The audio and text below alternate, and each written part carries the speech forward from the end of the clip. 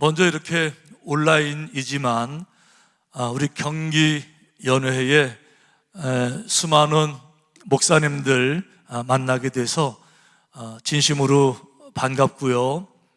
그리고 또 이 말은 빈말은 아니고 제가 차 타고 오면서 지금 우리 시대가 세계적인 팬데믹, 코로나라고 그래서 아무것도 못하고 손 놓고 있는데 우리 경기연회 부흥단에서는 핑계대지 아니하고 어떻게든지 간에 주님의 일을 해보겠다라고 하는 그런 그 도전적인 열정적인 그런 마음들을 통해서 이 일이 진행되는 걸 보면서 참 진심으로 존경스러운 마음 갖게 됩니다. 그리고 또 이제 제가 이 자리에 서게 된 건 큰 영광이지만 동시에 제가 이 자리에 서면서 그런 생각을 했어요. 하나님, 왜 제가 여기에 가야 됩니까? 제가 무슨 말씀을 어떻게 전해야 됩니까? 이런 나름대로의 고민을 하고 있었는데 그때 제 마음속에 한 가지 강한 도전이 있었어요. 그것이 뭔가 하면 우리는 비록 훌륭한 목사는 아니에요. 스타 목사는 아니라는 거죠. 이름만 되면 모든 사람이 다 알만한 그런 목사들은 아니에요.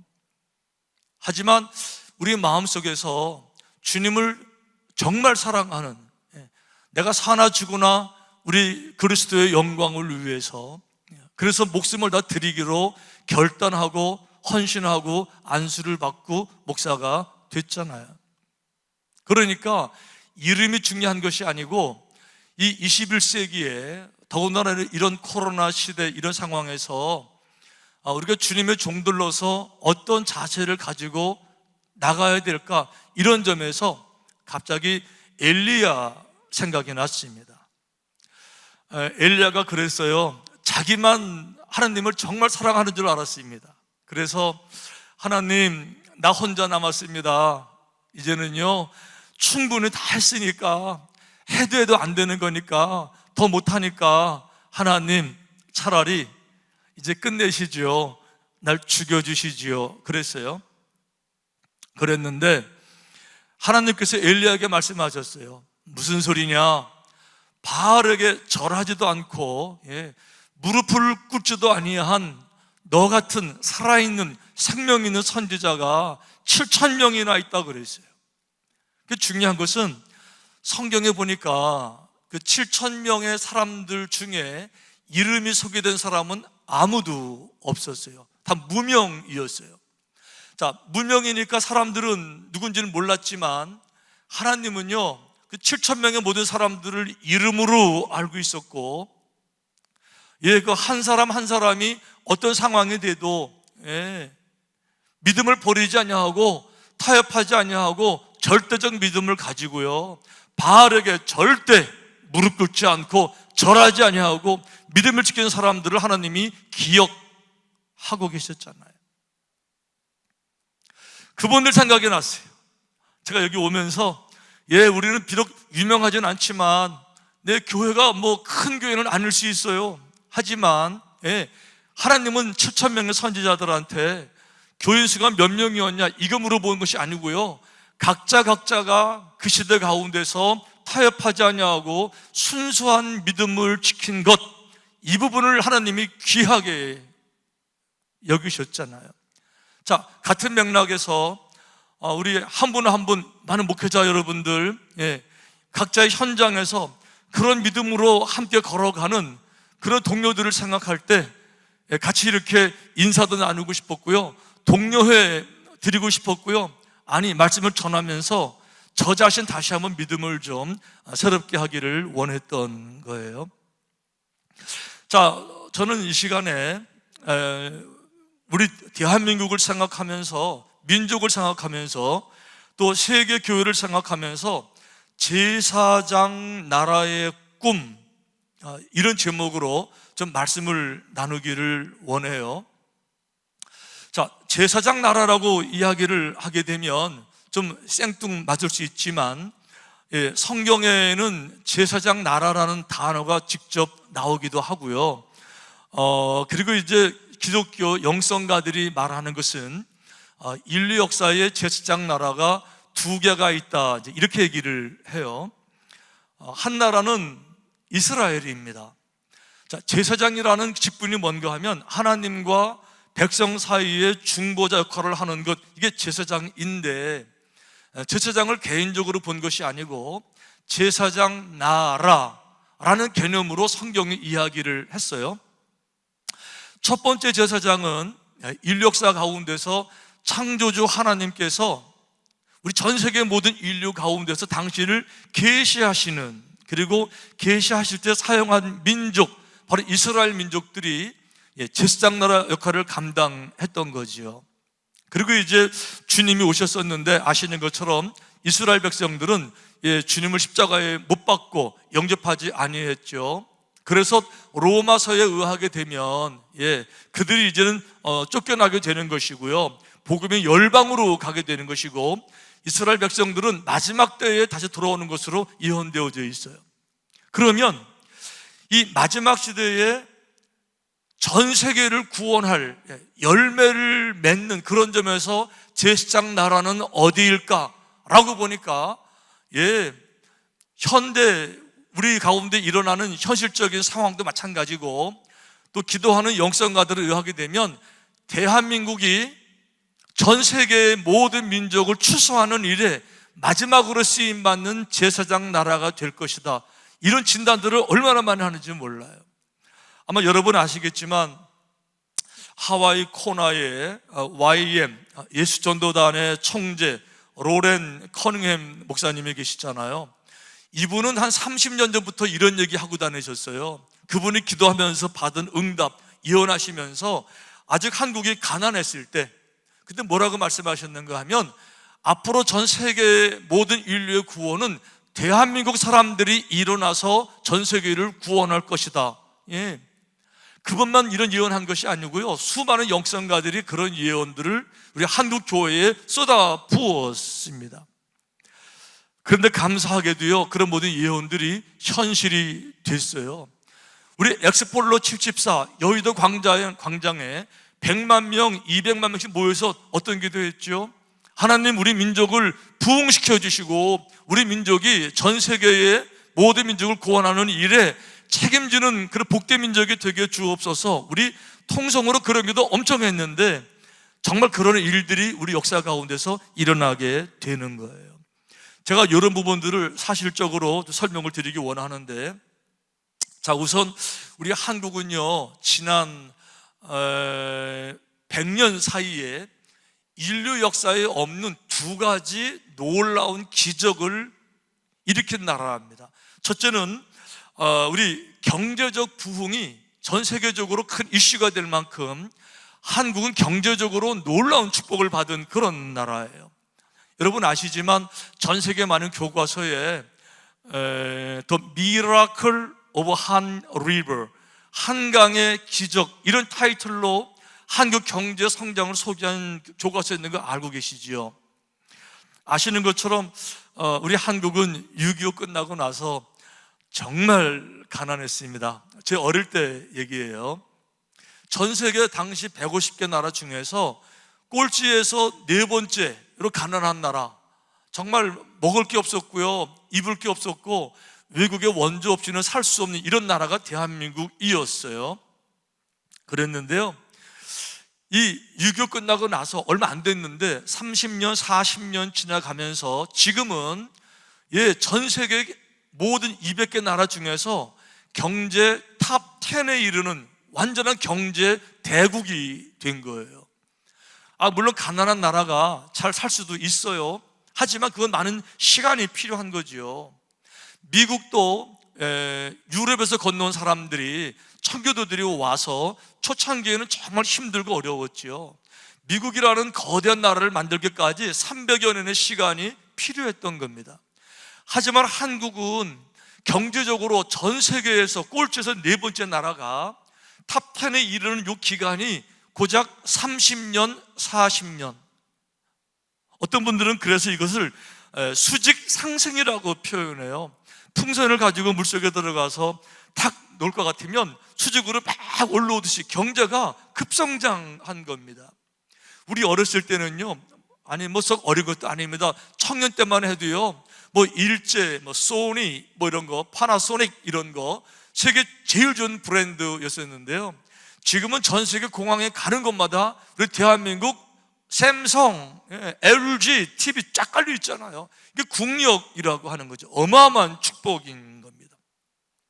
며칠 전에 박세리 선수가 그런 얘기 TV에서 한 얘기 제가 들었어요. 박세리 선수는 그분은 아직도 젊은 분이신데 그분이 미국에 건너가서 마스터즈 골프 대회 했을 때 이분이 우승을 한 번, 두 번, 서너 번 넘어갈 때까지 사람들이 대한민국을 알지를 못했답니다.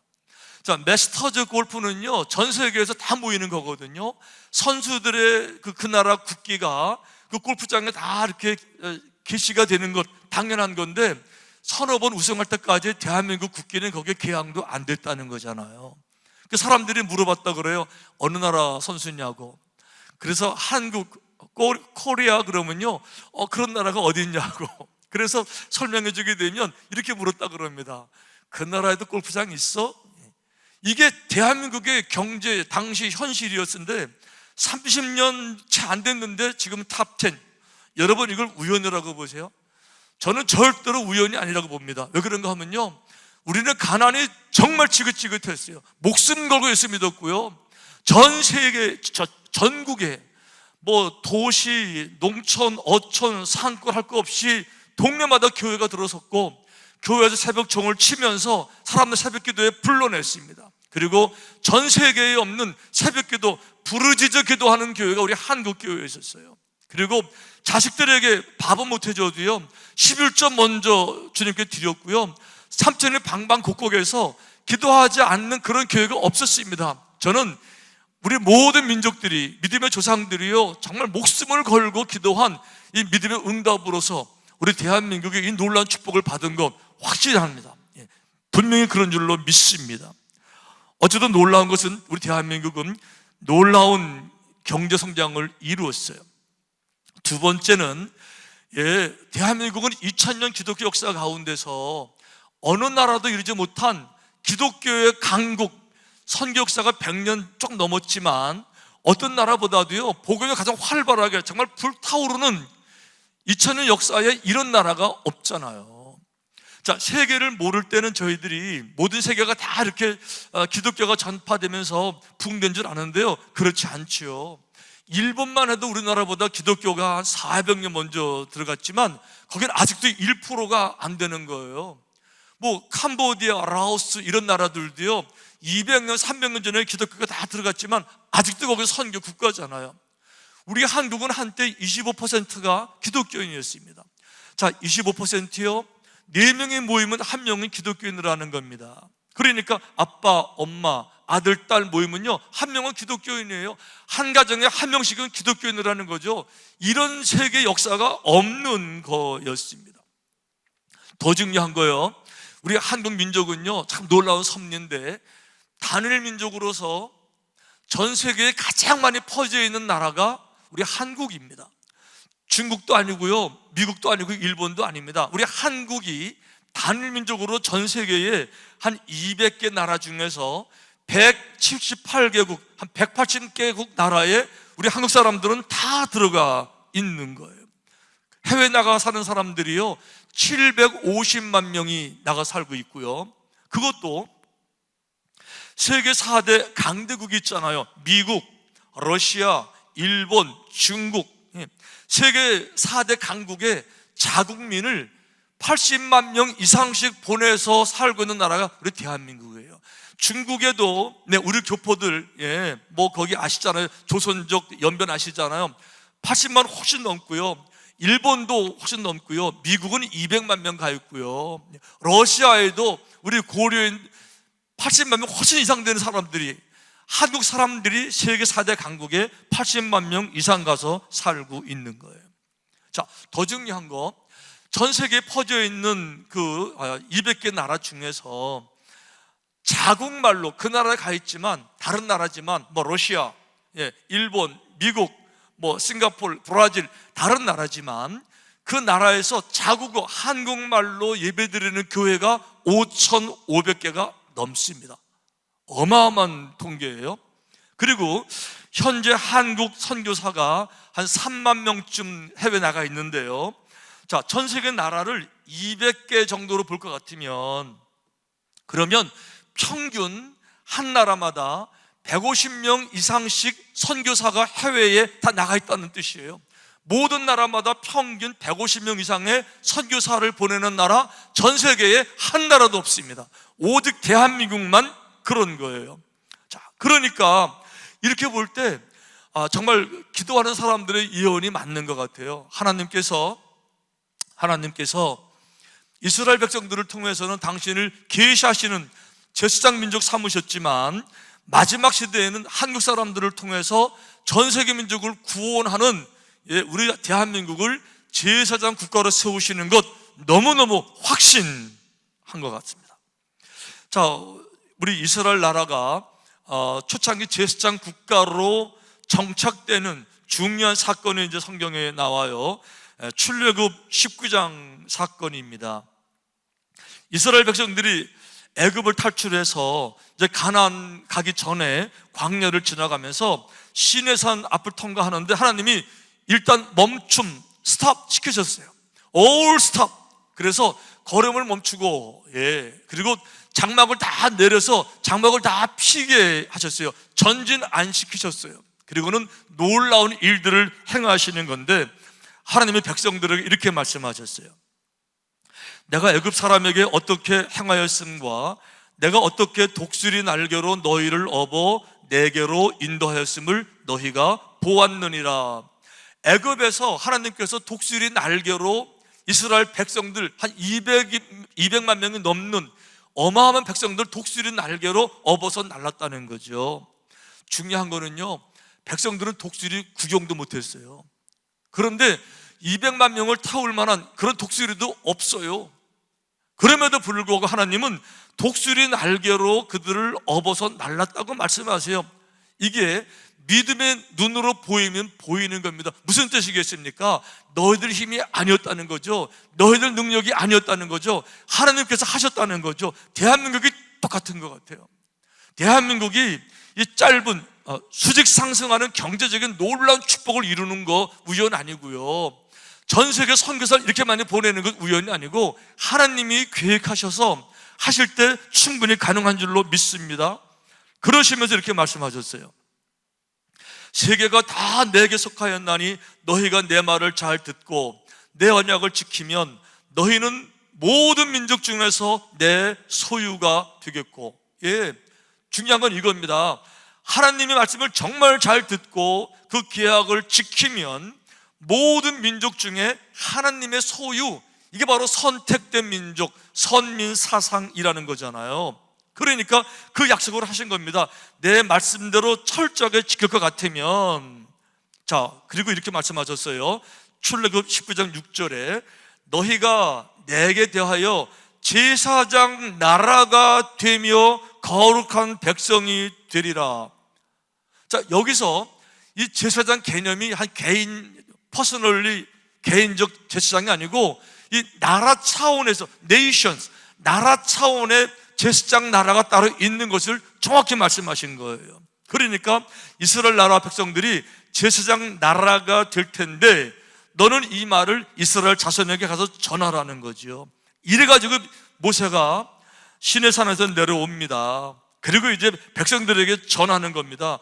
모세가 내려와서 백성의 장로들을 불러 여호와께서 자기에게 명령하신 그 모든 말씀을 그들 앞에 진술하니, 그 내용이 뭐겠어요? 하나님 말씀을 정말 잘 지킬 것 같으면, 언약의 말씀을 믿고 따를 것 같으면 우리 민족을 모든 민족 중에 택해서 세워서 제사장 나라가 되게 하신답니다. 어떻게 할까요? 라고 물은 거예요. 그랬더니요, 자, 백성들 대답이 바로 8절에 나오죠. 백성이 일제히 응답하여 이르되, 모든 백성들이 일제히 응답했어요. 여호와께서 명령하신 대로 우리가 다 행하리이다. 무슨 얘기입니까? 우리 온 민족이 정말 여호와의 말씀에 목숨을 걸고 말씀대로 지키겠습니다, 이 얘기한 거예요. 그래서 모세가 백성의 말을 여호와께 올라가서 또 전하며 또 올라가 또 전하는 거죠. 이게 바로 개인적 제사장 역할이었는데, 중요한 거는요, 온 백성들이 아멘으로 믿고 화답한 겁니다. 그렇게 하겠다고 나선 거예요. 자, 이래서 이스라엘 백성들은요, 하나님 앞에 제사장 나라가 됩니다. 어떻게 됐을까요? 예, 이 이후에 놀라운 일들이 생기게 됩니다. 가나안 정복에 그들이 성공하는 거고요. 그리고 인류 역사, 예, 지금 가나안 정복 그 시대, 출애굽 시대지요. 최소한도 한 3,000년 전 이전의 이야기인데, 그 이후에 3,000년이 지난 오늘날 보니까 이스라엘 나라요, 땅덩어리는 한국의 강원도만 해요. 하지만 전 세계 경제, 예, 사회, 정치, 문화 모든 면에서 탑 민족인 걸 누가 부인하겠습니까? 더 중요한 거, 그 약속대로 이스라엘 민족을 통해서 예수님이 오셨어요. 그리고 복음의 그 나라를 통해서 전파된 거죠. 즉 이스라엘 백성들은요, 복음의 씨앗을 뿌리는 일에 제사장 역할을 정확하게 감당을 했던 거예요. 하지만 거기까지입니다. 거기까지였어요. 그들은 예수님을 십자가에 못 박았죠. 그리고는 뿔뿔이 흩어지게 됐고 나라는 망하게 됐고 거기서 끝나버리고 말았어요. 자, 중요한 건 마지막 시대에 하나님의 특별하신 뜻이 계셔서 우리 대한민국이 상상할 수 없는, 우리가 무슨 수로 전 세계 꼴찌 네 번째 나라에서 30년, 40년 만에 탑10의 경제에 이를 수가 있겠습니까? 이거는 능력도 아니고요, 실수도 아니고요, 우연도 아니고요, 독수리 날개로 상징되어지는 하나님의 특별하신 섭리, 예, 그분의 특별하신 블레싱, 축복, 이 부분을 정확히 알 수 있는 것은요, 인간의 몸으로 안 되는 것이 됐기 때문에 우리는 바로 이것이 여호와의 특별하신 축복인 줄로 믿습니다.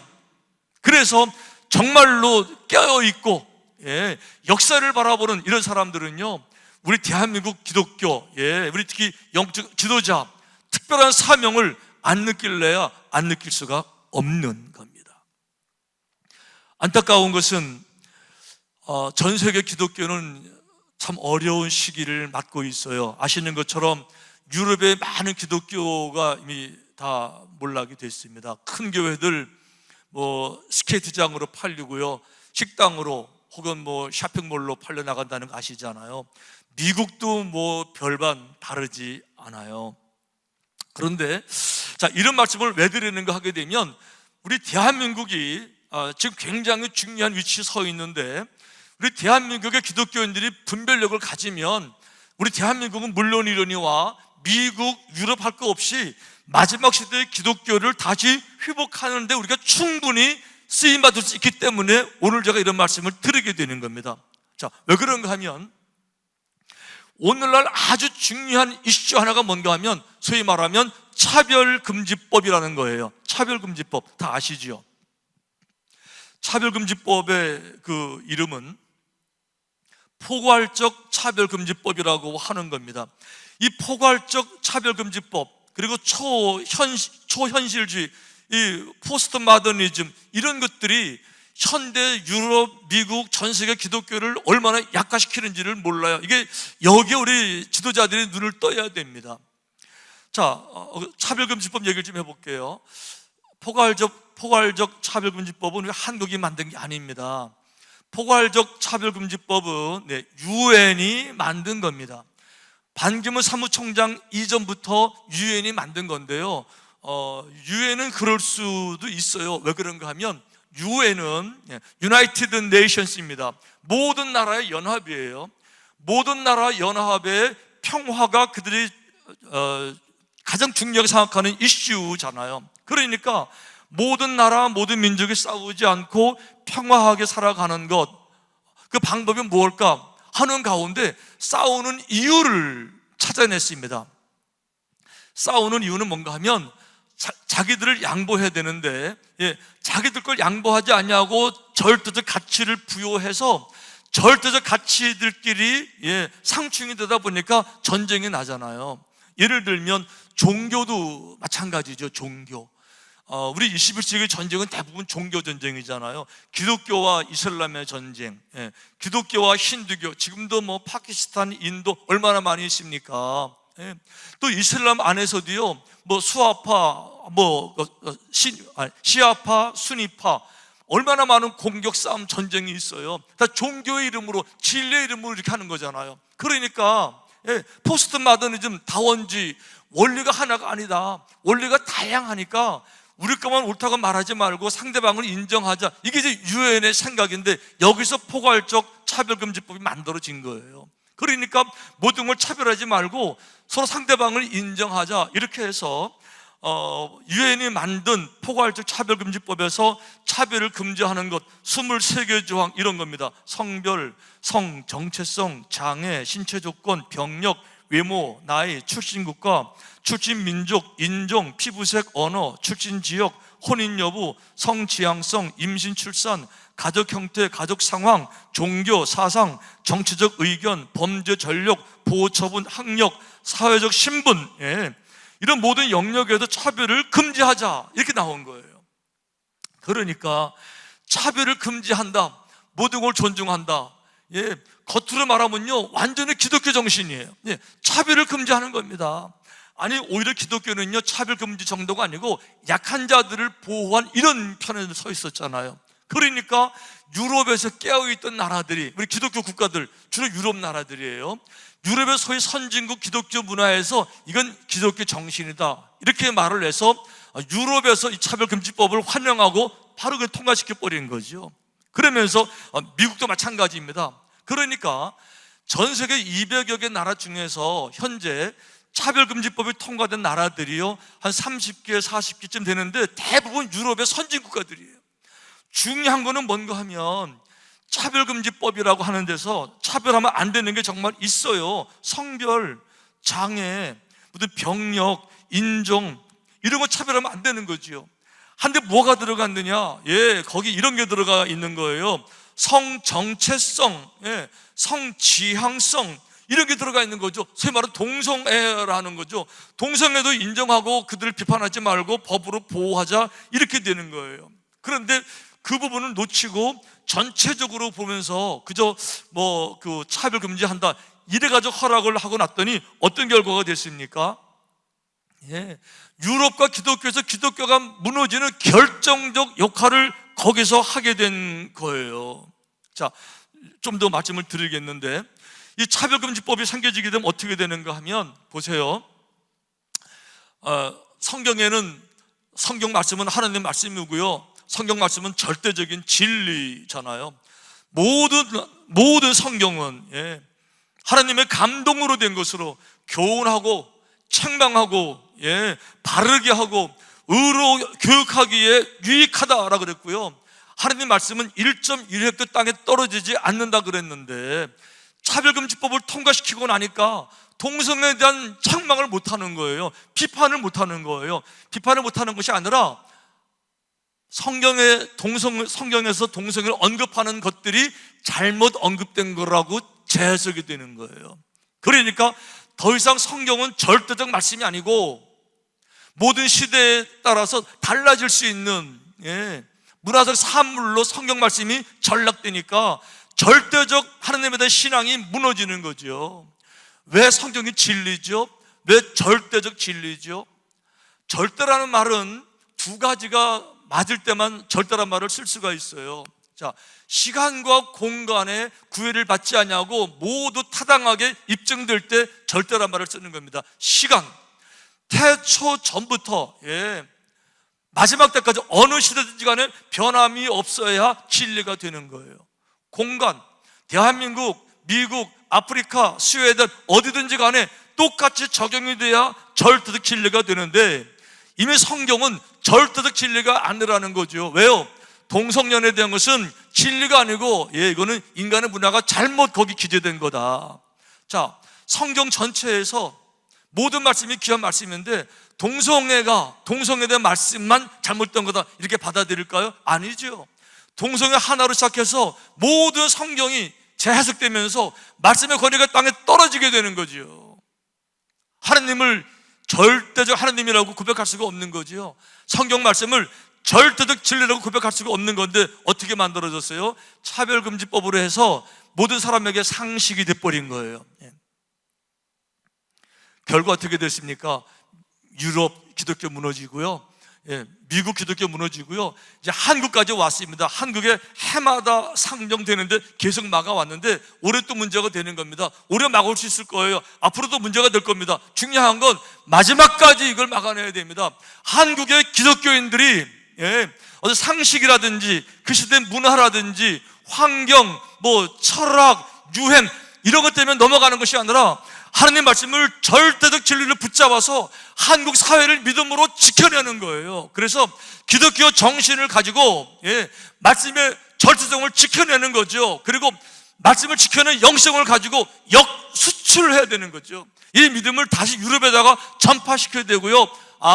기독교가 사회를 지켜갈 수 있구나, 다시 미국으로 전파해 가야 되고요. 한국의 정신이 살아나야 전 세계의 기독교를 다시 회복할 수 있게 될 텐데, 이 사명, 이때 지금 바로 위기, 7,000명의 이름 없는 우리 지도자들이지만, 하지만 주님을 정말 사랑할 것 같으면, 믿음이 정말 귀한 줄 알 것 같으면 각자의 자리에서 우리가 해야 될 사명 자각하고 마지막까지 이루어야 될 줄로 믿습니다. 본래 한국은 마약, 동성애의 청정 국가였었어요. 어느 날부터 점점 마약도 더 많아지기 시작하는데, 지금은 동성애, 이제는 만약에 차별금지법이 통과되게 되면 이런 설교 저처럼 하게 되면 이제 잡혀가거나 벌금 물거나 해야 되는 거죠. 이미 차별금지법에 대한 이야기 했다가 고통을 당하는 수많은 사람들 뉴스 다 들으셨죠. 토니 미아노란 목사님, 동성애는 가증한 행동이라고 외쳤다가 실정법 위반으로 체포가 됐어요. 콜로라도에서 제빵사 잭 필립스, 내가 만든 빵이 동성애 결혼에 쓸 수 없습니다 이렇게 말했다가 결국 벌금 물고요, 결국 가게 문 닫았습니다. 워싱턴의 플로리스트 꽃집도 같은 이유로 문 닫았고요, 뉴멕시코의 엘라인 사진관, 레즈비언 결혼식 나는 거기 안 가고 싶어요 이렇게 했다가 결국은 벌금형 물고 끝나고 말았어요. 이제 여러분, 차별금지법 통과되게 되면요, 성경의 모든 말씀은, 성경은 절대적 진리가 아니라고 사람들에게 인식이 될 겁니다. 사도 바울은 정말 복음을 증거하기 위해서 많은 걸 포기했습니다. 율법을 포기했어요. 심지어 할례도 포기했어요. 그래가지고 이스라엘 사람들에게 얼마나 많은 고통을 당했습니까? 그런데 동성애는 포기를 안 했어요. 이렇게 말했습니다. 고린도전서 6장 9절에 보면, 불의한 자가 하나님의 나라를 유업으로 받지 못할 줄을 알지 못하느냐, 미혹을 받지 말라. 음행하는 자나 우상 숭배하는 자나 간음하는 자나 탐색하는 자나 남색하는 자나, 남색 뭐죠? 동성을 말하는 거예요. 로마서 1장에 이렇게 말했습니다. 그와 같이 남자들도 순리대로 여자 쓰기를 버리고 서로 향하여 음욕이 부리듯 하며, 남자가 남자 더불어 부끄러운 일을 행하여 그들의 그릇 때문에 상당한 보응을 그들 자신이 받았느니라. 레위기 10장에 이렇게 말하고 있습니다. 누구든지 여인과 동침하든 남자와 동침하면 둘 다 가증한 일을 행함인즉 반드시 죽일지니 자기의 피가 자기에게로 돌아가리라. 생명의 근원 되시는 말씀 다 소개되어져 있죠. 우리가 원하는 건 차별금지법이 통과되지 않기를 바라는 겁니다. 동성애자를 미워하자는 것이 아니에요. 전 세계에는요, 동성애자들을 사형시키는 그런 국가가 한 30개 국가가 넘고요, 동성애자들 감옥에 넣는 그런 국가가 100개가 넘습니다. 우리는 그거를 그렇게 하자는 게 아니에요. 이미 우리 대한민국은요, 자기 마음대로 동성애 다 할 수 있어요. 그냥 자기들 자유이니까 어쩔 수 없는 거죠. 하지만 법으로 이걸 옹호하고 보호해서 합리화시켜서 우리 자녀들 그걸 끌고 가지 말라는 거죠. 어쨌든 짧은 시간이지만 함께 기억했으면 좋겠습니다. 하나님은 우리 대한민국을 통해서 마지막 시대를 추수하기를 원하는, 우리 대한민국이 제사장 국가가 되기 원하시는 것 정말 분명한 것 같아요. 우리가 인정을 하든 안 하든 현실적으로 이미 그렇게 되어져 있습니다. 예. 대한민국의 선교의 문을 닫으면요, 더 이상 전 세계 다른 나라에서 선교사 보는 나라도 많이 없을 거예요. 결국은 다 우리 책임일 겁니다. 그런데 본부 대한민국이 위기에 있어요. 믿음을 지켜내야 됩니다. 예. 분별하셔야 됩니다. 이름은 없지만, 아니요, 이름 낼 필요는 없지만, 자랑할 필요 없지만, 예, 할렐루야, 생명 같은 믿음을 지켜냅시다. 우리는 모두 무명이에요. 예. 교회가 크지도 않아요. 그러나 중요하지 않아요. 생명을 지키는 거죠. 믿음을 지키는 거죠. 세계를 바라보는 거예요. 주님의 마음을 생각하는 거죠. 할렐루야.